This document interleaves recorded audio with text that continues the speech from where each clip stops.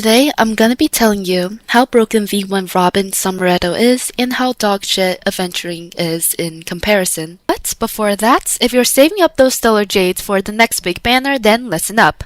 I've got the ultimate plug, and it's called Kardz. Why pay full price when you can get way more bang for your buck? Check this out. That's 6,480 Oniric Shard Pack. Normally it's $100, but with Kardz' new user discount, you can snag it for just $82 USD. That's a solid 21% off. And the monthly pass? It's only $4. Every single gift pack gets a juicy discount too. Talk about a steal. But here's the best part. They've got self-service top-up now. No waiting in line and no annoying customer service. Just log into your game and boom! Your currency hits your accounts in under a minute. Fast, secure, and totally safe. I've been using Kardz for ages and never had a single issue. Payments is a breeze as well, super convenient, just like ordering takeout. I always get my best deals on Kardz. Honestly, it's my secret piggy bank for Star Rail. So, if you're tired of burning your wallet on the official store, just use the link in the description to save some money. Trust me, your future self will thank you. Oh, and there's even a summer sale going on right now. It's crazy how good this unit is, to the point where it's basically feeling like the release of OG Robin in 2.x all over again. Anyways, the first thing about Robin is her insane attack buff. This is what makes her broken in general for attack scalers. With enough HP, and I do recommend building 3 HP main stats, you can get up to 3k attack at E0S0 and 4k attack at E1. This is because out of all her buffs, only her attack buff scales off HP. To put this in perspective, it's damn near 3 times the buff that OG Robin gave. This is also over around double the final damage increase for quite a lot of attack scalers, just from this one buff. Keep in mind she has other buffs too, near 50% Def Shred, 20% Vuln, and can also advance one person every time she ults and gives them energy. To put it simply, Mortenax Blade got completely power crept. As I've said before, be careful of a character who you can't use 100% of their kits. Blade is not just a time bomb, but also locks its amp behind multiple conditions. Robin is BIS for every attack scaler to the point that she legit kicks Aventuring out of his own team.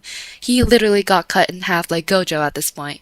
This unit has no purpose left. Instead of Aventuring, we should just call him Urine. This is what happens when you try to make a split path DPS. Half of his kit wants to go with Elation teammates, while the other half wants to go with follow-up attack. And in the end, he's left with nothing but ruin. Worst part is, if any infinite loops get found, he'll die like Gilgamesh did. The point is, as of V1, the mono-gay team of 4 men is dead, which is the funniest outcome, honestly. Besides attack scalers, Robin also works as a functional side grade to HP scaling mono-rem.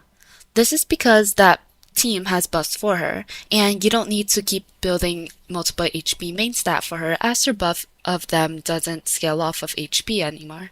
And you don't need to keep building multiple HP main stat for her as her buff for them doesn't scale off of HP anymore.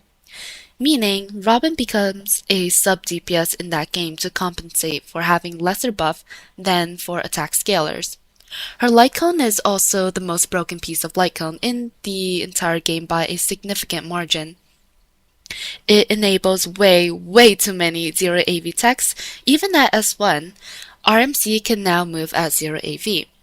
Her light cone might arguably have more value than even her due to its versatility, but I'm biased in that aspect since I love 0 AVs and such. As to who I think she's actually made for, she's 100% Himeko's DLC. There's used to only be one team that stacks up to exactly 100% Def Shred at max investment. Now Himeko and Robin stacks up to 99%. One step below God. This is why I think Mortenax Loki has no place left except in his niche like Nihility Acheron and follow-up attack Ashvale, and with him Welt is gone too. With S1 Himeko and E1 Robin, you still get 82% Def Shred. Putting any of those Nihility with her now means their amp is below Asta level. To further prove that Robin is for Himeko, her E1 is only broken for her. You want to be able to use skills consistently on other people's turn, because every time you do, Robin gains 4 stacks, and the only one that can do that is Himeko. This is almost as funny as Ceridra's 2 energy for Finan last year. Himeko's best team for now is Cyrene, Robin, RMC. If invested enough, maybe Sunday can replace RMC. Cyrene is here because she's insanely broken for a verdict in general, pushing it far above decimation. And since Welt is unviable with Robin, decimation options are pretty much none. Also, with Robin's LC, assuming you have infinite money, you can make Cyrene ults as 0 AV even in a team of Cyrene, Robin, and Sunday, meaning Himeko's 0 AV potential is almost as much as Mono Rem's. Hell, any attack scaler that has a flexible team can use that core 3 support and go for a 0 AV, obviously not as good as Himeko. As I've said, trust in Himeko. Silver Waste pullers got rug pulled. The true main push is being actualized. In casual gameplay, she's gonna be kinda shit though, since people can't keep up the stacks, just like how OG Robin was trash for the masses. That's why even if I say her LC is broken for this AV shaving contest, and her buff is broken for attack scaler, all of it still hinges on player being able to stack the buff, and the developer shouldn't nerf her. If they nerf her, she'll be unusable for average players. This is the first Himeko DLC promised to us 3,000 years ago, so hopefully Hoyo let us enjoy this. That's all for today, and I'll see you in the next one.